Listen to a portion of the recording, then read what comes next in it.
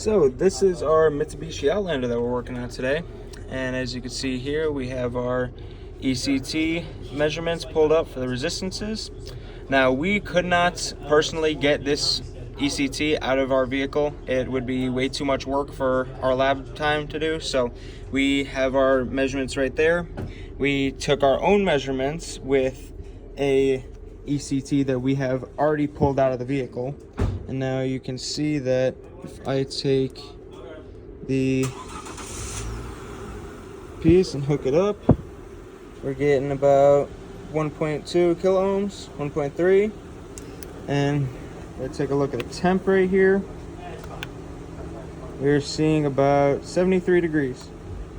So obviously this isn't warmed up in a real vehicle. This isn't a real test, so it's not going to have as accurate readings, but yeah, this has a thermistor inside that will change the resistance of our two signal pieces right here as you heat up our end that is in the engine block, and that's how our ECT will work. Alright, so here we are now taking a look at our ECT actually on our vehicle, and you can see we have a graph here displaying our ECT reading, and we're sitting at about 174 degrees Fahrenheit. You'll see that as soon as I pop this sensor off, that drops immediately in the graph and reverts back to our default reading of -40 degrees because the sensor can't get a reading of the coolant temp. And if we were doing this test initially, the cooling fans would kick on right after you remove that sensor.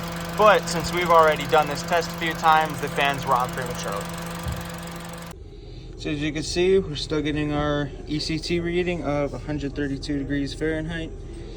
But if we take our connector and if we short it, you'll see that that number will spike substantially. So if we go ahead and take our wire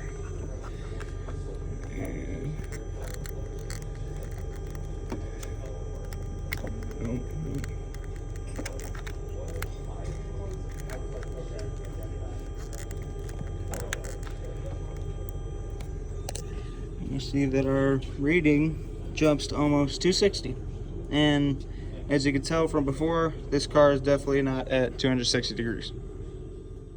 Alright, so here we're back working with our IAT this time, and as you can see, our blue line is our actual airflow rate in, so we're not going to be looking at that right now, but our orange line is our intake temperature.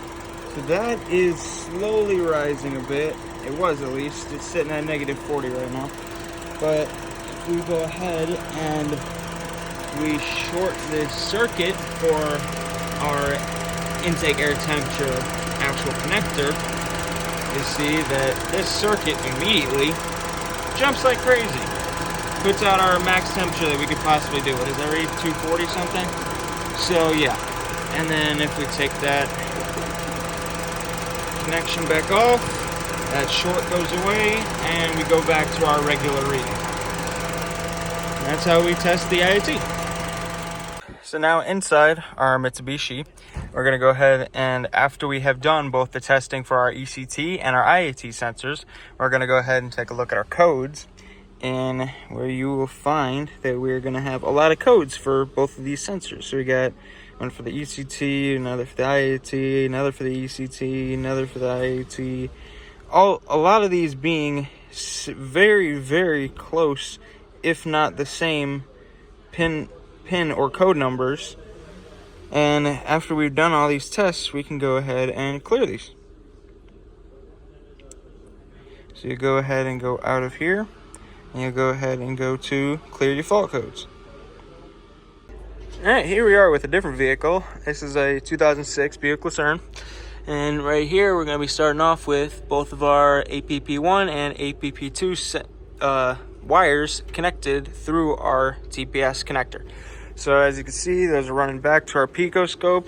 And if we take a look at the readings we just caught, you can see that as you're applying our accelerator pedal and then bringing it off, you can see our volt readings rising and dropping. You see the blue is for our APP1 and the red is for our APP2. You You can see that though they're at different voltages, they both rise and fall at the same time. Here we are back in the inside of our 06 Lucerne.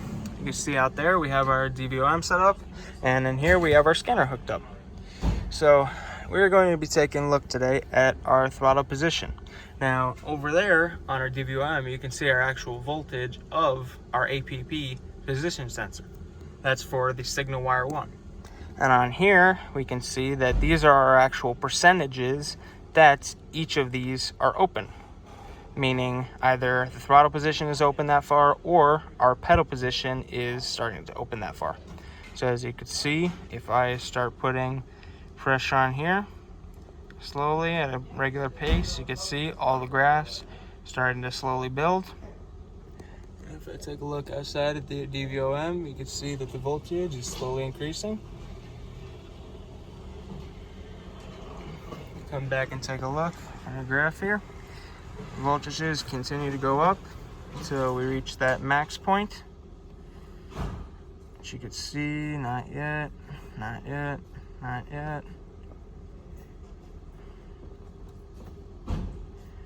And there's where we've hit our max point. You see them all at 100%, almost all of them at least. And then you see if I start coming back off that, all those are going to start lowering.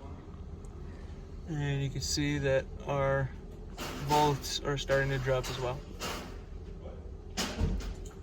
Until fully being off the pedal. You can see that once I'm fully off the pedal here, that these graphs will reach the bottom and they will start flattening out.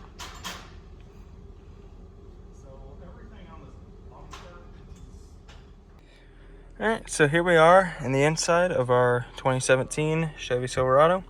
So we're also taking a look today at our T throttle position, or TP.